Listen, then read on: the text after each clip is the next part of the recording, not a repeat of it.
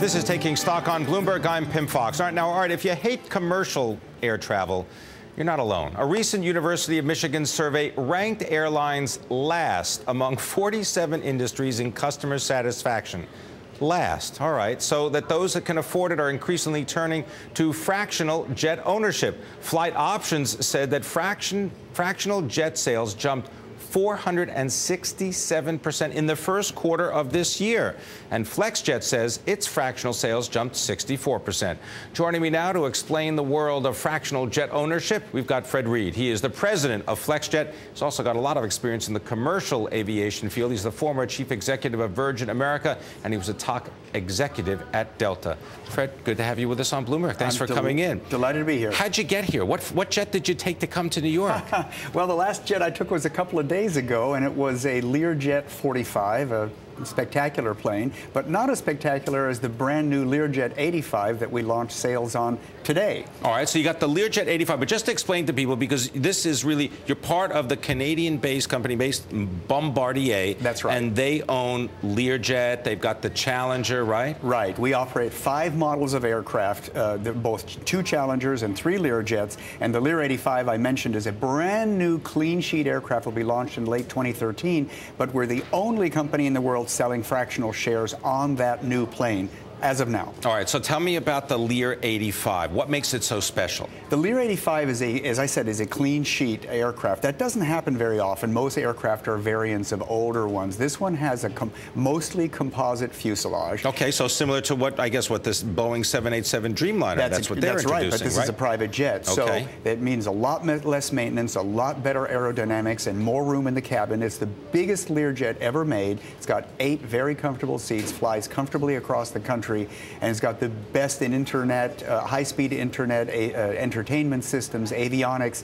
It's really going to be state-of-the-art. All right, so I guess you got to keep working on the plane in order to pay for it. Tell me, how does this fractional jet ownership work? Because it's confusing when you try to figure out, so what does this really cost? Let's say if you want to go from New York to Los Angeles. Well, it depends on the aircraft type, okay, and it depends on what kind of business you're operating. We have a fixed price per hour that's published in advance, and everybody knows what they're getting.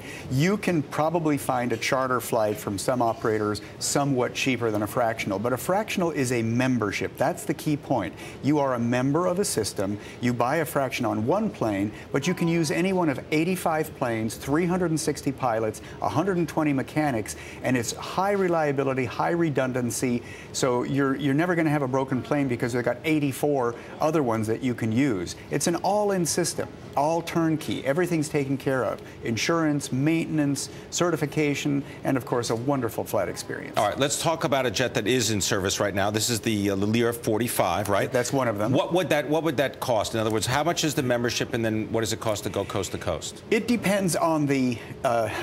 It's hard to boil it down to a single number because you buy a share, okay, and depending on the age of the plane, it can be as low as 400,000, can be high as $1 million on a larger jet, or $1.1 million for a Challenger.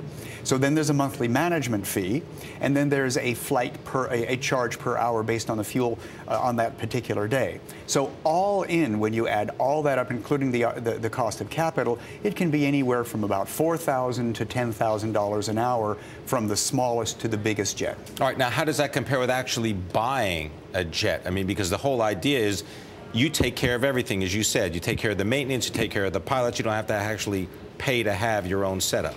Well, if you buy a jet, and this is a common misperception, if you buy a jet, the cost per hour is going to be a lot lower. It's going to be $2,500 or $3,000 or maybe $4,000. However, you are going to be spending $8 million to $60 million for the jet itself, and that's a big expenditure. What's your favorite plane right now?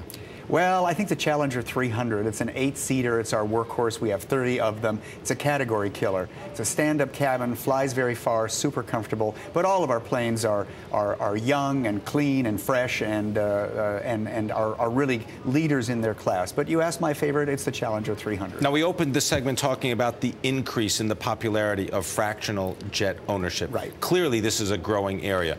I mean, is this an area where people are hiring? I mean, we talk about a lot of jobs. I mean, I got to imagine pilots, are they in demand? Pilots are in demand. We had some reduction in workforce a couple of years ago. We are now rehiring those people. I'm delighted about that. And we have been growing the company modestly. We're still not at our peak levels of 2007, 2008, but the industry is recovering steadily. All right, I want to thank you very much, Fred Reid. He's the president of Flexjet. Appreciate your thoughts and your experiences in the air. Thank you.